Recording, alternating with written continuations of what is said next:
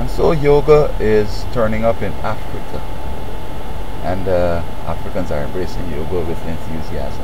And I'm saying, like, I don't see any big difference between yoga and the voodoo they practice in Africa, because this yoga thing is voodoo, and a lot of folks that devotees to the yoga, they don't want to hear this. Some people making money in it and others, but it's just straight up evil. What I find the Indian people are doing, and they're kind of like smart, should I use the word smart, or they're kind of like slick. They're tying in yoga to anything that, wherever they're at, that's important. So they're talking about celebrating the peace and so forth in America with yoga, celebrating prosperity with yoga, whatever.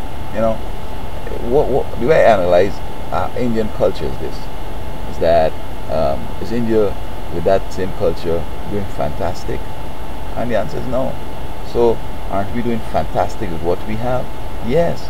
So why would I want to exchange what I have here that works for what they have in India that doesn't even work for them? But of course they're slick, and they're making it work. For example, there's a doctor in America here from India. It's called Deepak Chopra. He's one slick guy. He's so high up in the secret societies and then games that he's appearing on CNN show with these journalists. And one day I heard him saying that, or read him have said that, where he said that he was teaching a class in Chicago at one of the universities over there, and he was telling the students that your number one job should be the environment. You should want to protect the environment. And I laughed. I said, this man, he's such a hypocrite, and these folks here are so dumb to listen to him with this stupid stuff. You know, he's from India. Hey, go and teach them in India about the environment, bro. They don't even care about the environment in India.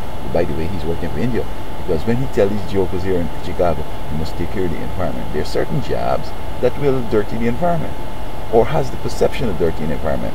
So quietly they can say, give us it here to India, give it the job to us, we can take care of it, man. You know, people in China, other places so polluted.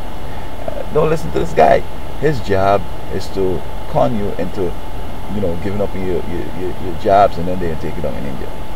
And you know, these Indian religions that you could get rich with, you know, Mother Lakshmi and the Diwali and so on. And you know what? I mean, if it were that people truly would get rich, why would India want you to get rich? And why would India want you to do that? You know, they'll keep it to themselves, right? So why are they telling us about yoga and Diwali and all this great, and it ain't working for them? You know, I mean, they don't have no peace in India. They're only getting money because we kind of like the economic way that we could produce things down here and so on, and they work hard and so on, because they need more of that money that, you know, they could get a little more and so on if they work hard and so forth.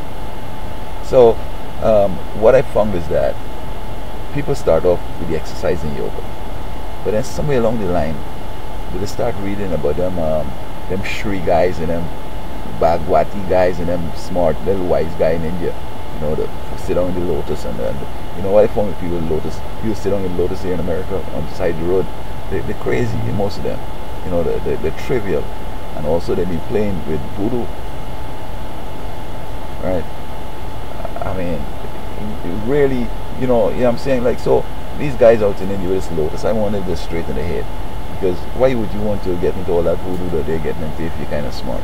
You know, and so I mean, look, India and my country are we a part of the British Empire, and I know that, you know, you study a lot, because, you know, in British culture and in the colonies, the only way to get up is through education, and folks before themselves did, because this is the only way you could get up, and you need people really studying hard. When I tell some students here in America, in high school, you get up like 3:30 in the morning to study, they want to know if you're crazy. That's the time when they roll and get the next second move into sleep, you know. But you got to work hard if you want to get up. If you want to progress, they're going to spank you in school if you don't do it right, and a lot of times you have to do it. And the students here say, man, I don't even spend no time studying, and I'm on the honor roll. Well, if you want to memorize the thing, if you want to be able to make it a part of you to make proper decisions, then you have to study it hard and memorize it. You know, I look at some of the folks here in America, and I see scholars at university, they're drinking from one bottle of water and passing it down the line. Somebody take a cake, take a bite with a spoon, put it in the mouth, give it to and pass it down the line. I mean, come on. High school, you're supposed to learn about infectious disease. And listen, it could be even be a child. They got a disease that is so infectious and there may not be a cure for it. You got to quarantine that person. You can't say, let me take some that they're taking too. You're going to die. Okay? So, you know, this yoga thing that's going to Africa. Africa is already with their own voodoo and they lost like crazy over there. So I see that they want to go further into this obscurity with this yoga. And I was saying that I was in a karate dojo in my country, and the guys that were black belts and green belts, they spent like 5-6 years together. I mean, it's something, it's a lifelong thing, and they're reading certain books, and they showed up by a Buddhist church. So the Buddhist people asked them, why did you come here? This thing is usually people from, you know, the east that's here. They said, well, we are karatekas, and my friend has a black belt, and this one has a second dan, and he has a green and brown. And they've been reading the book, and they call certain master's name, and they say that we come to take this thing to the next level. So the karate is tied into this Buddha thing, or whatever they have down in Japan or in China or whatever. I mean, it's like, listen, man, I could just walk down the road, breathe deep, and I have my exercising. All this yoga and all this karate to tie me up in them Eastern stuff. I don't want to part of that.